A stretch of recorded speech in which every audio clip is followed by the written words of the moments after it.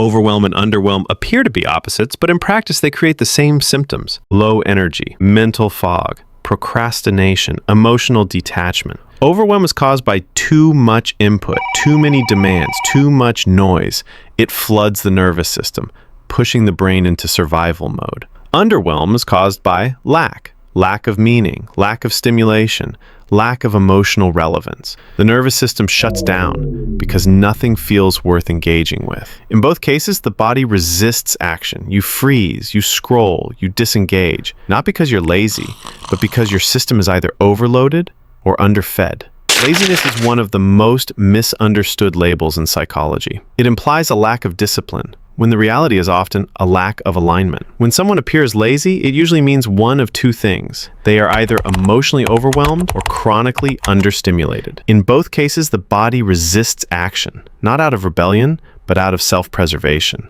An overwhelmed brain is trying to survive. An underwhelmed brain is trying to feel something. Neither condition is cured by shaming or pressure. Labeling someone as lazy ignores their internal state. It blames the symptom instead of investigating the cause. True laziness, defined as the refusal to act in spite of sufficient rest, clarity, and purpose, is rare. What's common is emotional starvation, a system trying to protect itself from a world that demands output without nourishment. The brain is not built to process endless stimulation. Each time it receives a burst of novelty, a scroll, a notification, a new tab, it releases dopamine. Dopamine is not the reward itself.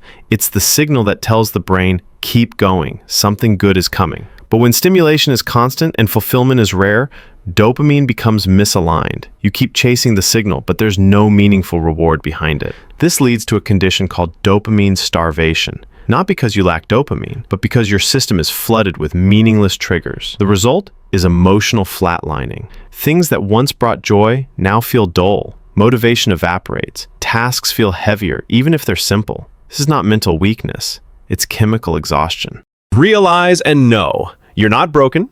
You're not lazy. You're not unmotivated. You're starved of peace, starved of meaning, starved of space to think, feel, and come back to yourself. The mind doesn't shut down out of defiance. It shuts down because it's trying to conserve what little energy it has left. If you've been told to just push through, that advice only makes sense when you're well fed emotionally, but you're not supposed to run on empty. You're supposed to respond to life from overflow, not depletion. Reset is not about doing less, it's about reconnecting to the source that moves you. When motivation disappears, don't ask what's wrong with me, ask what's missing from me. This is the turning point. Not a breakdown, a return. Not all productivity is created equal. Some tasks deplete you, others restore you. Survival tasks are things you do to keep up. They maintain the system. They meet deadlines, they check boxes, they prevent collapse, but they don't build strength. Nourishment tasks are different. They don't just keep you functioning, they help you remember who you are. Nourishment tasks usually have no urgent deadline. They're easy to skip, but essential for mental health. Examples include rest without guilt, creating without a goal,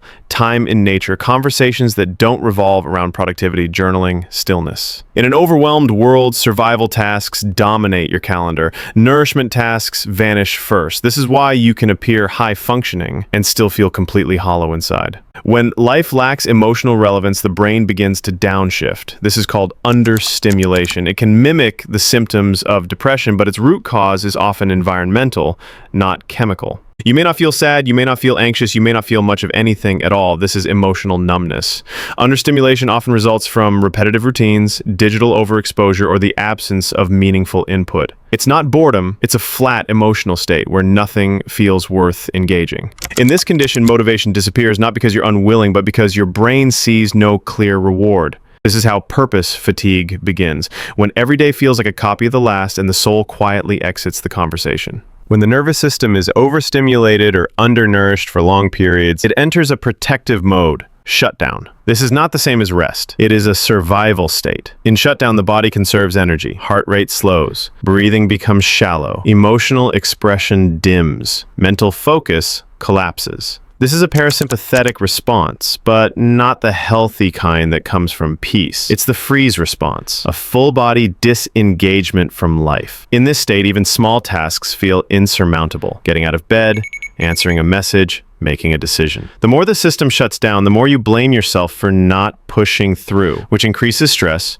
which deepens the shutdown. The cycle is self-perpetuating until interrupted. Lack of motivation is rarely a discipline issue. It's an energy allocation issue. The brain prioritizes energy where it senses potential return. When the return is unclear, artificial, or emotionally unrewarding, the system withholds energy to conserve resources. This is not laziness.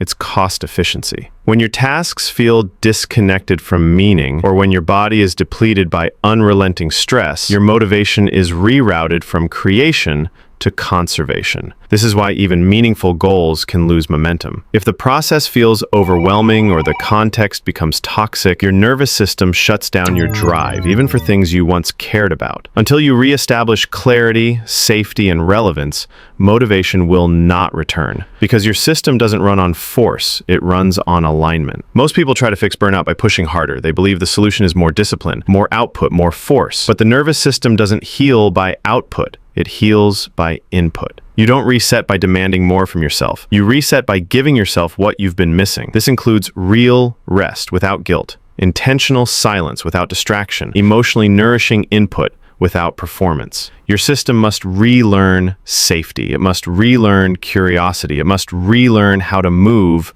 without pressure. The reset begins when you stop asking, what more can I do? And start asking, what have I been denied for too long? When your body slows down, it's not always giving up.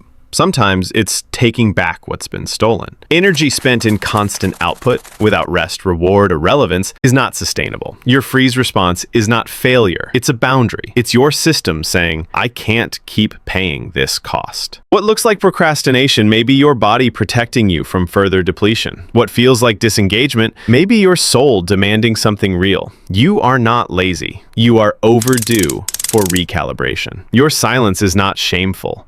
It's sacred. It's the space required for your nervous system to find home again. Exiting the overwhelm-underwhelm loop doesn't start with massive change. It starts with one pattern interrupt. That could be turning off the noise for 10 minutes, breathing deeply without reaching for your phone, saying no to a task that keeps you in survival mode, or doing one thing today, not because it's productive, but because it's honest. You don't need to overhaul your life in a day.